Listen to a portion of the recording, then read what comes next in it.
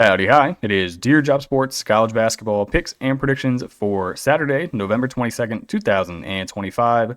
We're looking at the best bets of the day. Let's get into the video. All right, first things first, got to recap previous day's results.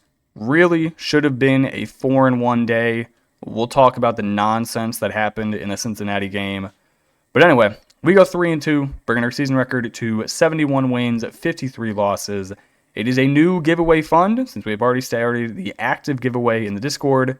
It is $6, because we lost 2 games, bringing our season total to $6.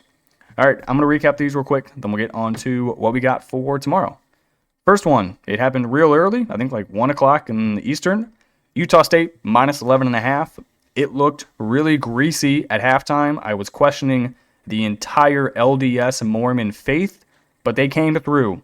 With their root beer and their Dr. Peppers, they figured it out. They win the game, 96-75 over Tulane. They shot the ball ridiculously well in that second half. 62% from the field, 52% from deep. They still couldn't make a free throw. The teams I bet on currently cannot buy a free throw. 67% from the line. They win the turnover battle by 15, the offensive rebounding battle by 5, the turnover battle by 3. Utah State, by far and away the better team. Tulane, they are not going to be good this year. They have one dude, and his name is Ryan Brumbaugh. That's it. That's literally it. He sucks. The rest of the team sucks. He's good. Next game, Butler, minus 1.5. I had way too much money on this game, so I was sweating through it. They win the game. Butler 79, South Carolina 72. South Carolina's probably looking like the worst team in the SEC, maybe LSU. Neither of them are going to be that good. Butler, 48% from the field, 42% from deep.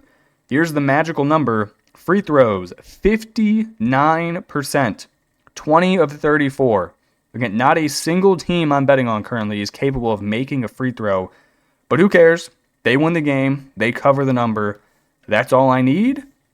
That's all I ask for. Next game, UNC Wilmington, minus 4.5. In all honesty, I did not watch a single second of this game. I was out and about when this one was going on. Final score, UNC Wilmington. Wow, this was closer than I thought. 81, Radford 73. I was score watching this. They had a 19-point lead with like 8 minutes left. How they cut this to 8 points, I don't know. But I don't care. They covered the number. They also couldn't make a free throw. 12 of 21. 57% from the free throw line. All 3 teams that won today, none of them shot over 70%. It's every single team I'm betting on. All of them. Our losers, we had Oakland minus 2. This is one I was actually okay with losing. I think Eastern Michigan played their best game of basketball they've played in a decade. They scored 97 points, 63% from the field, 46% from deep, 87% from the free throw line. Ridiculous numbers from Eastern. They had a redshirt freshman named Mohammed Habhab. Absolute beast. He will not be playing at Eastern Michigan next year. 24 points, 11 rebounds, 9 assists. Almost a triple-double for a redshirt freshman. And he's big, too. 6'9", 220 pounds. Good Lord.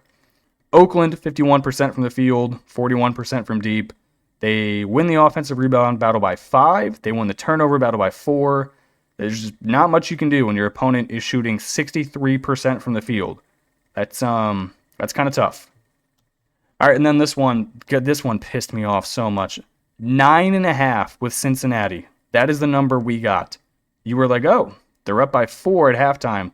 Surely they can cover 9.5. They were up 4. The answer is no. They lose by 10. I get hooked. There is a clear foul on the last play of the game. Cincinnati guys drive into the hoop. He gets hacked. I am talking butcher knife to the body level of hacking. They don't call it. Louisville grabs the rebound. End of game. Where's the foul? But then, even if they did call a foul, who knows if they would have made the free throws. Cincinnati, 10 of 16 from the line for 62%. Meanwhile, Louisville, 24 of 28 from the line, 86%. When is it going to be my team that is able to make a free throw? The answer, never. It's not possible. All right, that's the recap. Let's get on to the picks for tomorrow. All right, first game we got NJIT. They're hitting the road at Navy. You guys know me. I enjoy fading this NJIT team because I think they are horrible. Give me the midshipmen minus 13.5. This is a Saturday in Annapolis. Their football team does not play until next Thursday, so there's nothing going on campus. Every single dude with a bald head will be at this game. NJIT 3-2 on the year, coming off of a 32-point road loss to Drexel. Drexel is not a good basketball team. How you lose to them by 32 points, I don't know. This team is very young. They start two true freshmen. One of them, their point guard, they struggle shooting the basketball 39% from the field, 31% from deep. They also turn it over 15 times a game. Navy 2-3 on the year, but they look good. Their losses are to Yale by 29, Penn State only by 9, then UNC only by 12. They return 3 starters from last year. They return, in terms of minutes, the most amount of production in the entire Patriot League, which makes sense because it's Navy. These guys are not going to school to go further their basketball career. They're going to school because it's Navy, and that's what they want to do. I like this team. They're well-coached. First-year head coach John Perry, but he's been at Navy for, I think, 13 years now as an assistant coach or some level of staff member. I like them. This team's good. It'll be packed. Give me Navy minus 13.5. All right, next bet. It is my favorite bet of the day. I'm taking Marquette minus 20.5 and the over 152.5. This is not an MTE game. This is a true home game for Marquette, who need a win by a lot desperately. They're coming off of back-to-back home losses against Maryland and Dayton. So you're losing to the Big Ten and the A-10 on your home court. And those are two teams who are not even supposed to be the best in their conference, not even close. Maryland's going to be one of the worst Big Ten schools of the entire conference. I mean, they're going to be ass. And you lost to them at home. I will now back you because you have to lay belt to ass here. Central Michigan 2-3 on the year. Their wins were over Coppin State. That's a fake basketball team by 23. And then App State by 16 in the season opener. Their losses were to Bradley by 30, South Alabama by 2, Northern Kentucky by 24 in their home court. This is year number 1 of first-year Division I head coach Andy Bronkema. He comes up from the Division II ranks. That is where he got his entire team from. He took all the best players he knew at his Division II level and said, hey, you want to come play for the chips? And they said, sure, all right, why not? So now they're here. Marquette, I'm going to be honest, they have not looked good against really good basketball teams, but against the mid-majors, they've been getting it done. They beat Albany by 27, Southern by 18, then most recently Little Rock by 40. This just has to be a get-right spot. You lose back-to-back home games. Surely you can beat Central Michigan by at least 27, 28 points. Give me Marquette minus the number. Give me the over 152.5. All right, I am now going to fade the Big Ten in back-to-back games where they're both dogs. Give me Providence minus 4.5. This is technically a neutral site game. It's not really a neutral site game. It takes place at the Mohegan Sun in Connecticut. Providence should have 90% of the crowd here. They're going to need it. They're 3-2 on the year. They need a Power 4 win, and here they can get it. Penn State 5-0 on the year. They've played legitimately all cupcakes. They beat LaSalle by 14, Harvard by 4. Every other team they've played is awful.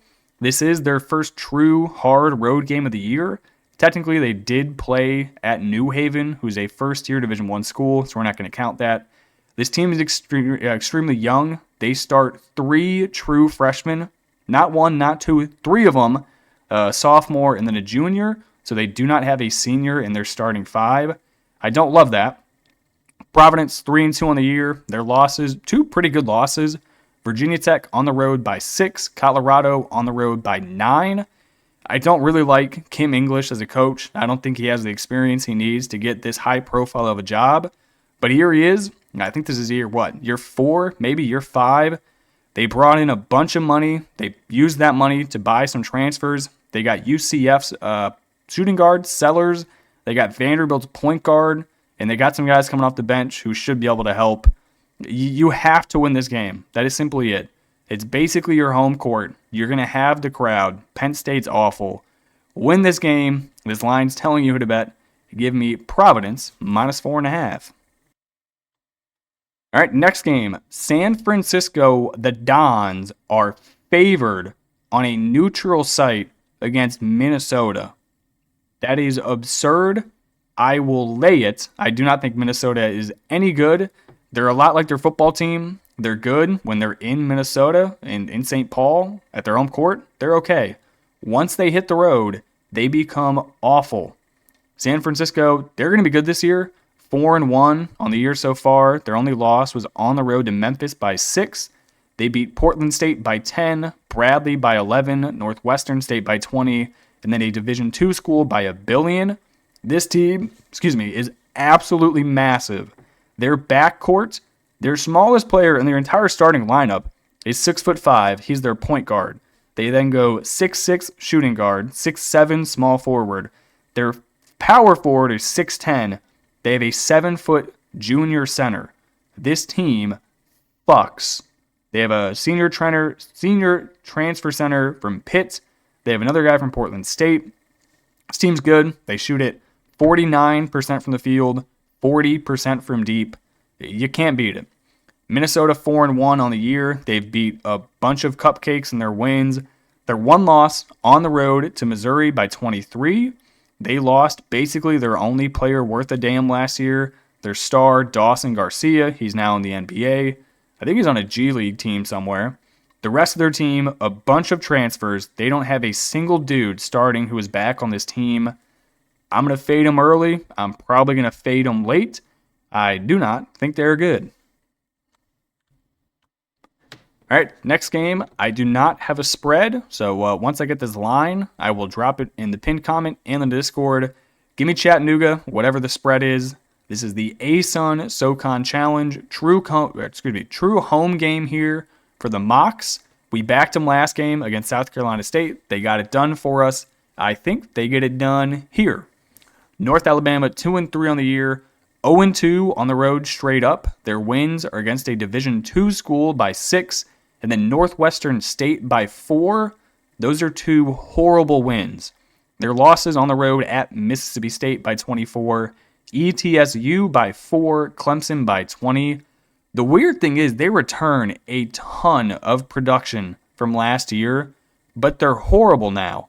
They shoot lower than 70% from the free throw line, bottom 30 in terms of assists per game. It's really just a bunch of iso ball. They just get the ball, everyone else spread out, let me run to the hoop and see what happens. That's not going to work against Chattanooga. The Mocs, they're 2-3 on the year. They lost their 3 bye games, none of which they were supposed to win. Their wins are against a Division II school and then South Carolina State by 12. They're an old team. They also returned a lot of production from last year, but the difference is they can actually shoot the ball. So I would take Chattanooga, whatever the spread is. All right, then almost bets. Give me Illinois -3.5 at home against the Long Island Sharks. They lost their previous game against Bama. This should be just a get-right angle. 33.5. I think they win by 45. Next, Eastern Kentucky at home to Mercer. EKU has had a rough stretch of like 4 or 5 games. This is another get-right spot. At home, lesser opponent. There's not going to be anything else going on at EKU on a Saturday. Go to the basketball game, hype them up, let them cover. Then finally, what is this line? UT Martin.